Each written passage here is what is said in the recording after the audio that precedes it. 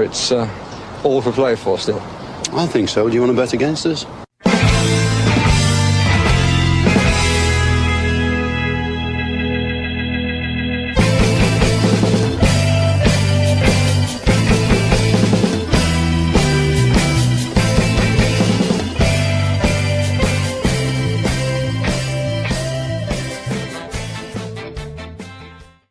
Hello, Villa fans, and welcome to For the Love of Paul McGrath podcast. And Aston Villa 2, Nottingham Forest 1, but a game that was very clearly a game of two halves, with Forest not being at their best in the first half. Villa having I think it was 138-second spell of brilliance where they went 2-0 up, and then really just became kind of sloppy for the rest of the game throughout the field. Second half, Forest were much improved. They made a couple of substitutions, changed their shape, but I think mostly the biggest change that happened at halftime was when Andres Garcia came off and Konsa came on. I thought Villa lost all their shape. Nottingham Forest regained all their shape that they didn't have in the first half, and made it difficult for Villa, I think, at times there in that second half. Well, very difficult for Villa at times in that second half. And that's the honest truth about it. You know, Villa were sloppy, they were poor in parts of this game. But I don't care, because Villa won 2-1, and that's the 3 points that we wanted. Now unbeaten in 7 in all competitions. It's a pity that we conceded. It would have kept our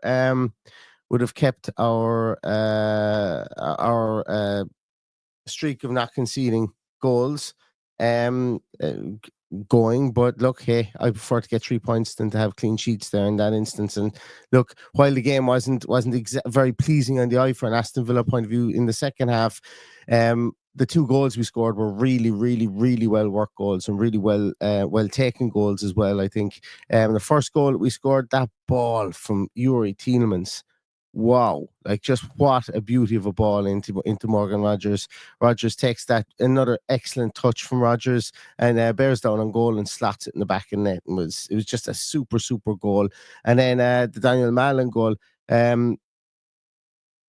oh yes, I nearly forgot what it was. Ian Matson turns his man inside out, literally breaks his ankles out there on the sideline, gets the ball into Daniel Mallon, who is able, I guess, the ball across Daniel Mallon, then is able to finish it in the box as well. And 2-0 up, looked to be cruising.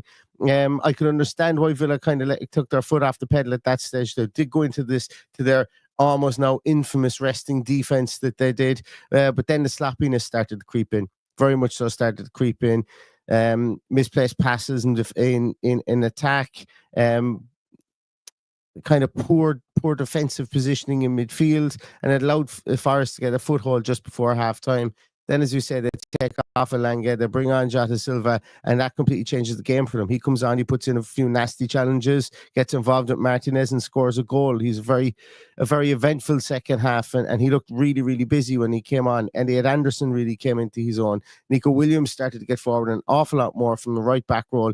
Didn't get forward a whole pile when he was in the wing back role. He was pushed back, and I think that had a lot to do with the way we had set up as well, with our 2 wing backs, our 2 full backs, should I say, being able to get high up the field, Garcia and Matson. And then in the second half, we weren't able to do that. Bringing on Konsa didn't give us that attacking fullback situation that we had in the first half, and I think that allowed them to come back into the game. And Nico Williams was really good, flashed quite a few of them across the box, just waiting for people to get touches on them. They hit the bar as well, Forest, in the last few minutes. But look, Villa get the 3 points there, and I really don't care how they get the 3 points, because it's been a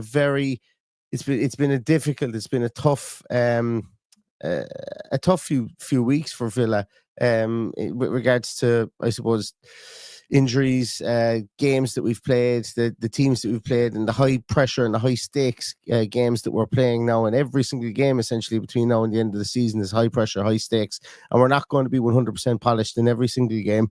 We may not be 100% polished in any game between now and the end of the season. But it's about eking out these results and getting the best results that we possibly can, and bringing us up and up and up the table. I think we're provisionally in 6th place at the moment. Is it 6th or 5th place at the moment? I think it's 6th place at the minute, equal on points with Man City as well, if I'm not mistaken. I'm just going to check that because with all the moving and shaking that happens, yeah, we're in sixth place, equal on points with Manchester City. Newcastle have 2 games in hand, and City and Chelsea have 1 game in hand on us as well. But we're on 51 points, and we have Newcastle to play in the coming weeks as well. So, you know, the team are doing it. They're getting the points. They're eking out results. They're scoring goals. And I think, to be honest with you, you know, at this part of the season, that's what we want to see. That kind of, I'm not going to call it game management. I'm not going to call it professionalism, because I think we got lucky in a couple of instances in the second half. First half, we were very professional, passed the ball around really well. You know, as I said, there was a bit of sloppiness that did creep in the first half, but overall, I was very, very happy with the first half. The second half, not so much, and I think Unai Emery would probably have the same view on that as well. To be honest, because of the fact that we were kind of on the back foot an awful lot in that second half, I think, you know, there isn't a whole point to talk about. You know, after you talk about the 2 goals, you know, Villa players standing out, I think, throughout the course of this game. There wasn't, like, who you guys pop it in the comments, who would have been your Villa man of the match for the game today? Because I said before the game I wanted to see Disasi and Mings have a partnership in defense, and I think they did. I think they played pretty well together. Onana didn't really do it for me in midfield today. Himself and Tielemans in there. Tielemans was much more energetic. I don't think Onana was. He's just not Kamara. I think I'm going to be really honest in saying that you could notice that he didn't do the same job as Kamara. I thought Tielemans was really good. I thought Asensio he came and he picked the ball up. He was picking up a lot deeper. He got a couple of snapshots in the box, but he was maybe a 6.5 out of 10 today for me, when he's usually, you know, a step faster or you know, he's more consistent, I think, throughout the course of the game and his play. I thought Ollie Watkins didn't have his best game at all today. Hold up play was okay, but he didn't really get in affect the game at all, and he didn't have too many chances. And I think when I talk about those sloppy passes coming towards the end of the first half, I think the one that springs to mind is Watkins is going through the middle. He's got Rodgers to his left and his man, and I think it was to his right. He chooses the wrong pass and it gets intercepted by the defender. And we're 2-0 up at that stage. We had a 3-on-3 situation, or actually a 3-on-2 situation in that attack. Picking the right pass was pivotal, and it didn't happen. And then, you know, he comes off and Rashford comes on. Now, when Rashford comes on as well, you know, he misses a one-on-one chance with the goalkeeper. We can say it was brilliantly saved, but, you know, people criticize Ollie Watkins for missing those as well.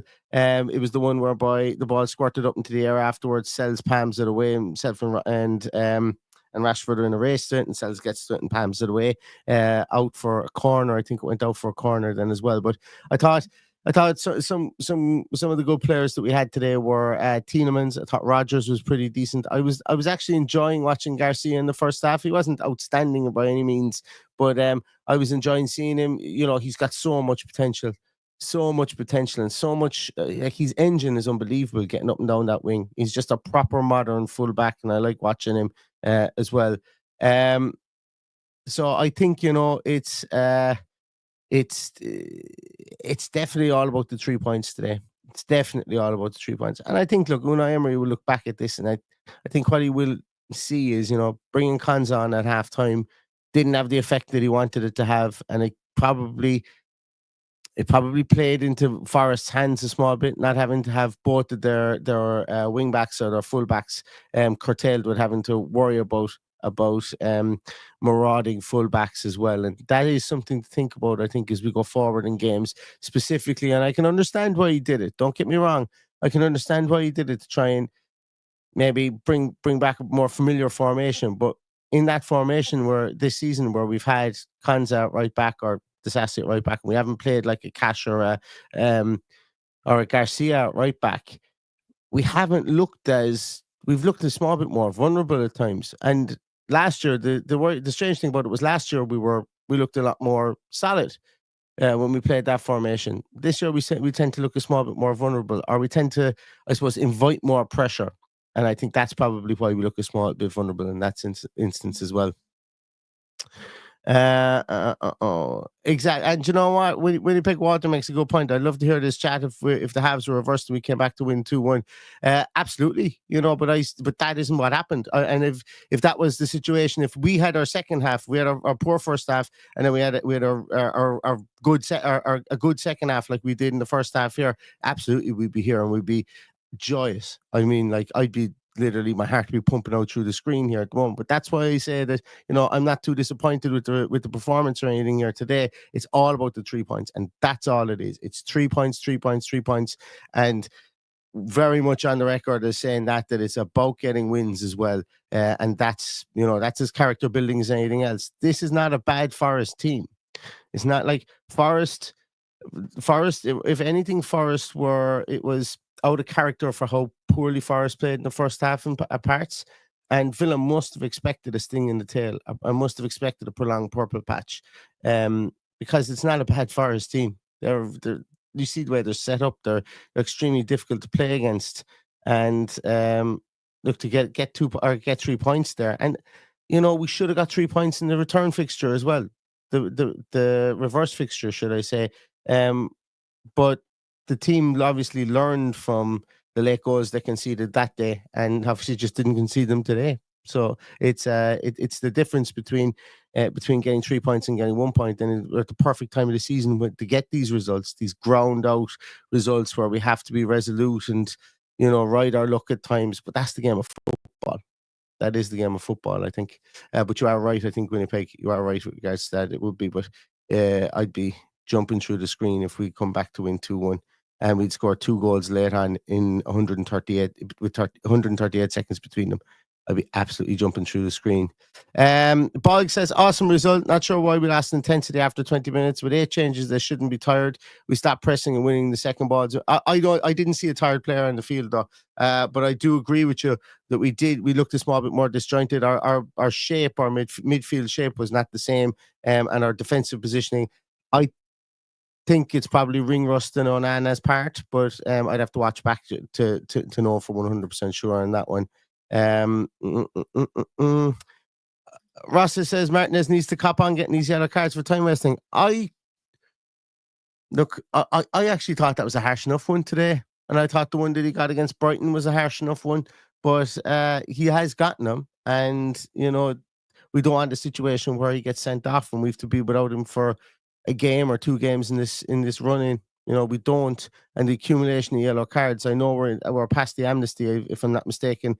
Actually, we are past the amnesty now, so he won't get the bans for 5 and 10 and 10 cards. But we don't want accumulation of yellow cards and potentially him getting sent off. And we don't want a situation where, like we had against Lille last year in the UEFA in the Conference League, where he just pushes his luck too much. And I know that was in the penalty shootout is completely different, but we don't want him to push his luck too much because we can't be without him for games in this running. We just can't. Absolutely can't. Where else are we there? Up the Villa says that home record is phenomenal. It really is. If I'm not mistaken, Unai Emery is only the second manager to win to have 2 15 games or more winning streaks at home, or not losing streaks at home for Aston Villa. And I think the other person was Ron Saunders. I've probably butchered that stat, but if he's watching wherever he is in Spain, will be able to tell me if that one is correct. But himself and Ron Saunders have the joint record for that. So hey, that Saunders fella didn't end up doing too bad, did he? When he came and won a trophy with Villa. We'd all love for that to happen again this year. Tom says he watched that match sober. So did I. I watched that match hungover, and I wish I wasn't at times as well. Where else are we there? Paul says massive 3 points. Could Forest blow up with a chasing pack and injuries and tiredness, which we suffered? Yeah, could that get the better of them? It could, but I don't think it will. I've seen enough from that Forest team even today in defeat to think that they are the real deal. that they're going to catch at least 5th place, I think. And it's up to us to prove our credentials and just keep on winning. I'm just going to look up Forest's run-ins. I don't think it's that bad. They've got Everton, Spurs, Brentford, Palace, Leicester, West Ham, Chelsea. So there's a couple of winnable games in there. I think Forest win 3 more games. There's no way anyone is going to catch them in that position, I don't think. That'll put them on 67 points. I think they get at least 67 points. That will put them on, and they will get at least one of the places. It'll put them on 66 points, and that's, if I'm not mistaken, I think that's what we qualified on last year as well. And I think they will qualify based on that. And I hope they do, because I want more teams to qualify. I want more diversity in the top 6. I want more of difference of teams, should I say. I want the Premier League, the Champions League money to be spread around teams more, to drive the competition on and forward. Yes, I want us to be in it perennially, but I also want other teams, because long enough there's been the same 5-6 teams that have been getting in every single year. And now, we will have a situation where we'll have 3 different teams upsetting the apple cart in 3 straight years. 3 straight years. And that's massive. That's good for the game of football in the UK or in England specifically. And it's good for the Premier League. Much in all, as people will have you believe it's not. It's good for the Premier League to have that, because you don't want your product to become stale. So more power to them. More power to them. I hope we finish in there in the top 5 alongside them. That's where I am. It's just scrolling down here. Yeah, and as British Mick says here, every game is bigger than the one before. It's like one massive cup, and you kind of got the feeling from that game today as well. That's kind of how the players and Unai probably they looked at this game that way. We went safe very early, and it didn't suit us, and we couldn't get out of that second gear again to kind of push on for. Well, we could, because we did have a couple of attacks at the end, as I said, a Rashford one. There was a couple of ones there where McGinn had a shot later on as well. So we did have some attacks. Like, it's not like we were parked in our own half. So I know I've been probably a bit harsh on that second half performance, but we did find it hard to rattle through the gears again like we did in the first half. But then again, Rashford scores that one-on-one chance he has with Sells, and this is 3-1. We'd all be saying, yeah, we had a bad period. We end up winning 3-1, and in the end, probably we'd be saying that it was kind of comfortable, but it wasn't, and he didn't. And that's, I suppose, the way that those moments would change games and change perceptions of games as well. Where else are we? So Tile says it's unbelievable. It seems like we've timed this consistently just right. 5th looked a million miles away only a few weeks ago. All credit to the lads into Emery. Right? That's my thoughts. Like, you can dare to dream now again. We're equal on points. We're joint 5th place, albeit we're in 6th place at the moment because of goal difference. But we have clawed our way back up. We have Newcastle left to play. Newcastle are playing Leicester tomorrow. Excuse me for yawning. I would imagine that's 3 points for Newcastle, but then it's our chance to get those 3 points back against them then in a couple of weeks' time. So it's still to play for there with that whole Newcastle and Aston, or the Newcastle, Chelsea, Man City, ourselves, that kind of cadre of teams, and also the chasing pack that's behind us too. That cadre of players behind, our cadre of teams behind us as well. It still is all to play for there. And some of those teams are playing each other as well. So not every team has an easy run in there. And there's a lot of twists and turns in the last 7 games of the season, I think, for sure. So just on, I think on the man of the match, I think a couple of you guys were saying Rodgers might be man of the match. Yeah, I see Rodgers and Tielemans in there. I think, and Duncan Kilbird says Mings was man of the match today.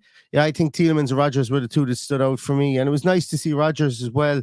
Number one, getting the goal, and number two, I think his carrying of the ball in the first half again was better. Against Brighton, he was a small bit, I won't say he was off it, because he got 2 assists and ended up winning actual man of the match that day. But he was played out on the right hand side, if I'm not mistaken. He was played out on the right hand side and back in his left hand side position. There's a lot of chopping and changing of him moving around in positions, and he's relishing that challenge, and he is better from the left.